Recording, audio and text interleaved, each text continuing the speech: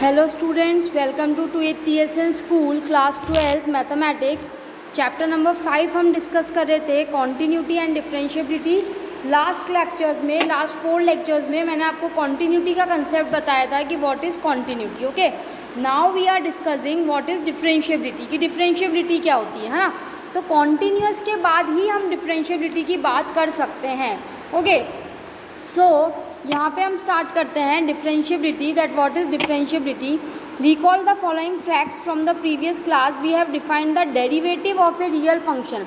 हम डेरिवेटिव पढ़ के आए हैं किसी रियल फंक्शन का।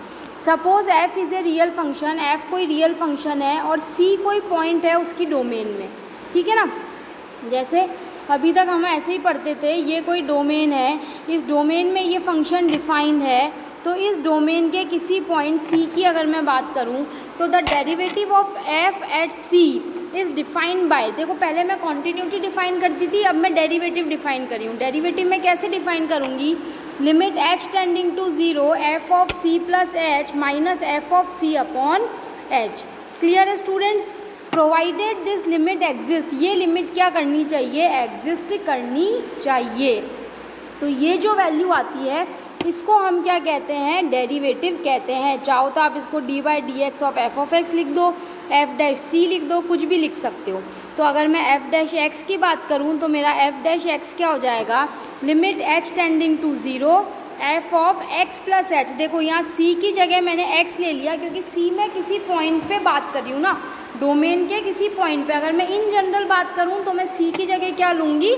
एक्स लूँगी। Okay, whenever the limit exists is defined to be the derivative of x। तो डेरिवेटिव ऑफ x को मैं f dash x dy/dx of x है ना, या y डैश, इनसे किसी से भी डिनोट कर सकती हूँ।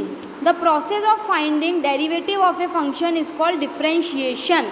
किसी का डेरिवेटिव फाइंड आउट करने का जो प्रोसेस होता है वो क्या कहलाता है? Differentiation. We also use the phrase differentiate f of x with respect to x to mean find f dash x। मतलब हम differentiate भी बोल सकते हैं, डेरिवेटिव बोलो, differentiate बोलो, सब एक ही मीनिंग है। ओके, तो कुछ पार्ट्स होते हैं इसमें, जैसे हमने f और g की कॉन्टीन्यूटी में देखे थे। हमने क्या देखा था? अगर f और g कॉन्टीन्यूअस है तो f प्लस जी, f माइनस जी, f इंटू जी, f अपॉन जी भी क्या होंगे? कॉन्टीन्यूअस होंगे। उसी तरह से दो फंक्शंस, अगर मैं u प्लस v का डिफरेंशिएशन करूं तो वो किसके बराबर होगा? u प्लस माइनस u का डिफरेंशिएशन प्लस माइनस v का डिफरेंशिएशन।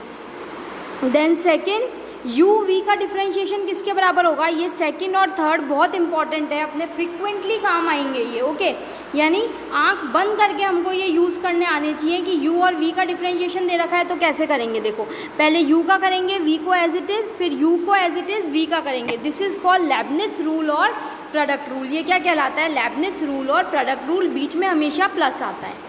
इसी तरह से देखो u अपॉन v, अगर u अपॉन v की फॉर्म में कोई फंक्शन गिवन है तो उसका डिफरेंशिएशन कैसे करोगे? u dash v minus u v dash upon v square. देखो नीचे v स्क्वायर आएगा, ऊपर क्या करेंगे?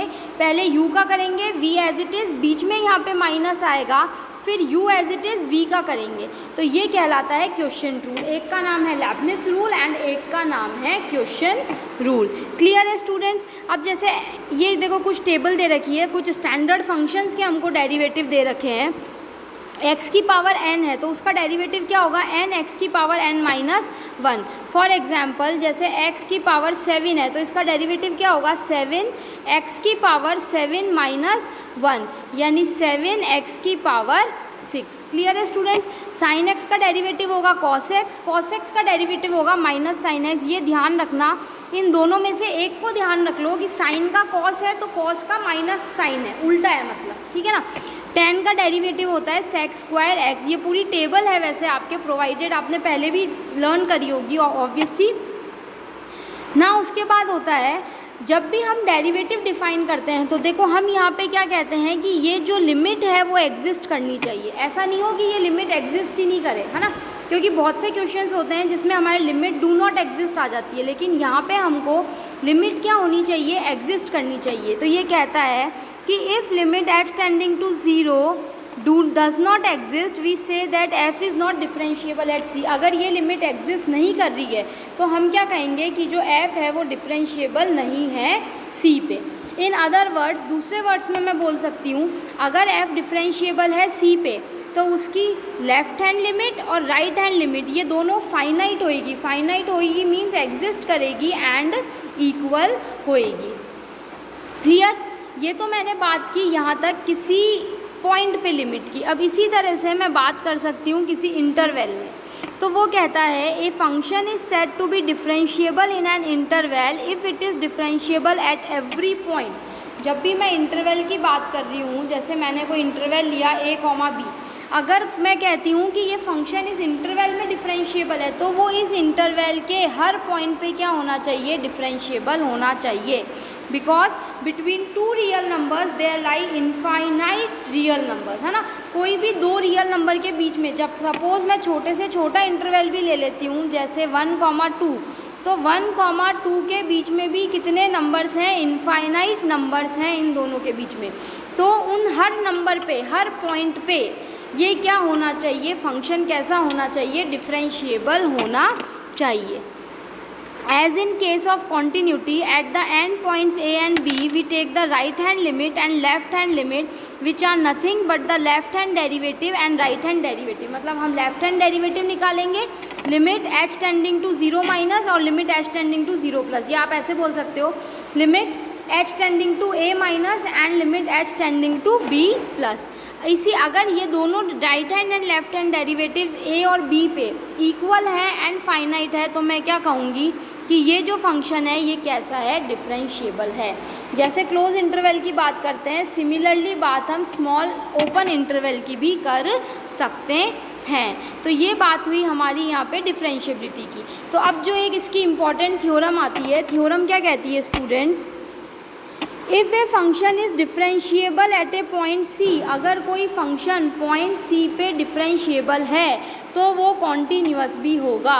डिफरेंशिएबिलिटी इम्प्लाइज कॉन्टीन्यूटी, ये बहुत इंपॉर्टेंट स्टेटमेंट है and you have to learn it. Differentiability implies continuity but continuity does not implies differentiability.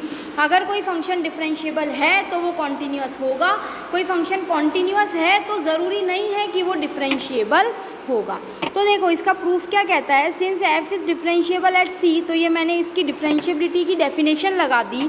But x is not equal to c, x c के बराबर नहीं है। तो मैं क्या लिखूँगी? f ऑफ x मैंने यहाँ पे क्रॉस मल्टीप्लाई कर लिया, f of x minus F of c is equals to f of x minus F of c को मैं क्या लिख सकती हूँ? x माइनस c से यहाँ भी मल्टीप्लाई कराया और यहाँ भी मल्टीप्लाई करवाया, न्यूमरेटर को भी x माइनस c से मल्टीप्लाई कराया, डिनोमिनेटर को भी मल्टीप्लाई करवाया।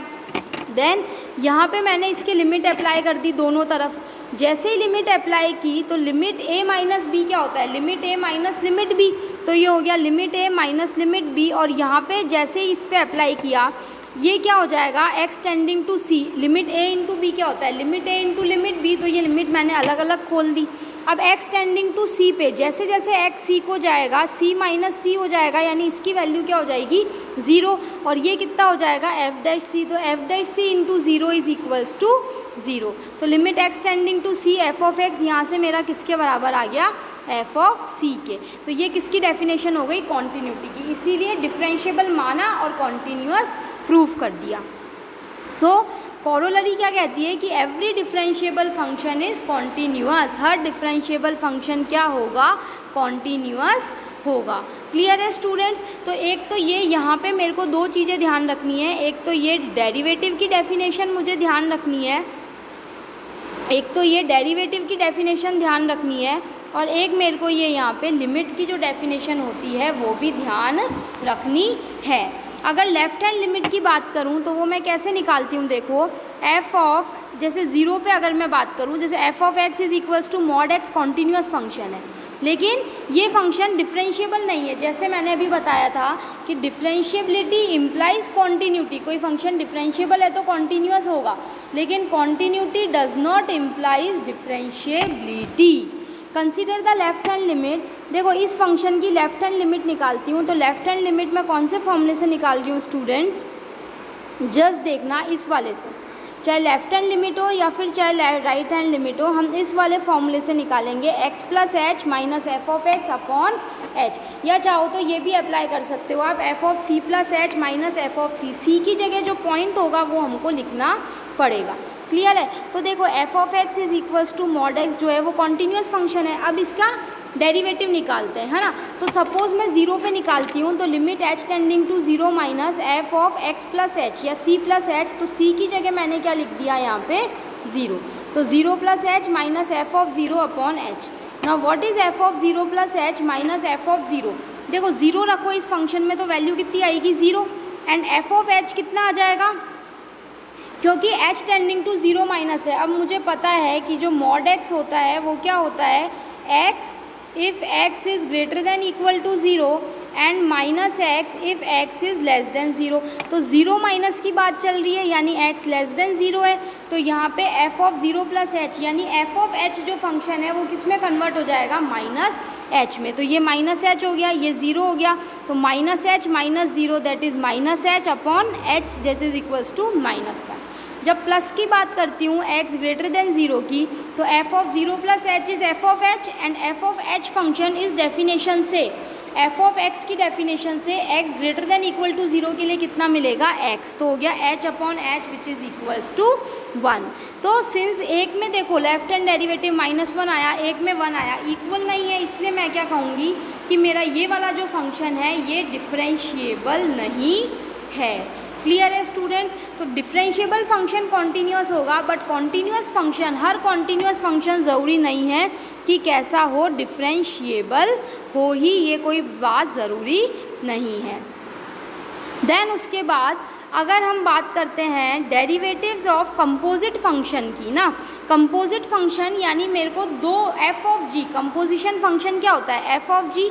तो यानी मेरे को कोई फंक्शन दे रखा है f of x is equals to 2x plus one का क्यूब, ठीक है ना। तो इस फंक्शन को देखो मैं क्या लिख सकती हूँ स्टूडेंट्स, इसको मैं कर सकती हूँ 2x प्लस वन का क्यूब है। तो एक तरीका तो क्या है कि मैं इसको, मैंने क्या किया, D by D X of 2x plus one का क्यूब ए प्लस बी का क्यूब खोला, A cube plus 3a square B plus 3ab square plus B cube. जैसे इसको एक्सपेंड किया, ये हो गया 6 इंटू 2x प्लस वन का होल स्क्वायर। अब यहाँ पे मैं इसको कैसे, मैं इसको मतलब इसका डेरिवेटिव कैसे निकालूँ, ये होता है। तो मैं यहाँ पे क्या करूँगी, देखो where g x is equals to 2x plus one, g x को मैंने 2x प्लस वन ले लिया, एच एक्स को मैंने कितना ले लिया, एक्स क्यूब ले लिया। यानी ये जो मेरा फंक्शन है ना 2x प्लस वन का होल क्यूब, इस पूरे फंक्शन को मैं कुछ मान लेती हूँ, इस पूरे फंक्शन को सपोज़ मैं मान लेती हूँ कैपिटल एक्स। इन्होंने कुछ स्मॉल एक्स माना है, मैं इस फंक्शन को कुछ मान लेती हूँ, जैसे सपोज जो इन्होंने माना है वही मानते हैं। चलो इन्होंने क्या माना है, इन्होंने 2x प्लस वन को कितना मान लिया है, gx। Clear, 2x plus one is equals to gx। अब ये जो फंक्शन आया, इसके इस पूरे फंक्शन को अपन मान लेते हैं x क्यूब। तो अगर इस 2x प्लस वन को मैं t पुट कर देती हूँ, तो मेरा देखो we put 2x plus one is equals to t, तो मेरा ये h ऑफ t क्या हो जाएगा, t क्यूब हो जाएगा। तो मेरे को df अपॉन dx मेरे को क्या मिल जाएगा, 6 इंटू 2x प्लस वन का whole square which is equals to 3 2x plus one का whole square into 2। Okay, so this is equals to 3t square into 2 which is equals to dh upon dt into dt upon dx। तो यहाँ से हमारे पास एक chain rule आता है, जैसे df upon dx है, f किसका फंक्शन है, v ऑफ u का, f v ऑफ u का फंक्शन है। तो f का डिफ्रेंशिएशन मैं x के रेस्पेक्ट में करूँगी, तो कैसे करूँगी, पहले v का t के रेस्पेक्ट में और फिर t का x के रेस्पेक्ट में। तो ये यहाँ से हमारे कंसेप्ट आता है बच्चों चेन रूल का, कि चेन रूल हम कैसे अप्लाई करते हैं। चेन रूल आपको और अच्छे से एक्सप्लेन होगा जैसे जैसे हम एग्जाम्पल्स करेंगे ना, नेक्स्ट लेक्चर्स में मैं आपको इसके एग्जाम्पल्स कराऊंगी, उसमें आपको चेन रूल और अच्छे से समझ में आएगा। तब तक आप ये कॉन्टीन्यूटी और डिफरेंशिएबिलिटी की जो दोनों का फॉर्मूलाज हैं, इनको आप एक बार अच्छे से लर्न कर लेना और अप्लाई करना हम नेक्स्ट क्लासेस में सीखेंगे। Okay, thank you students.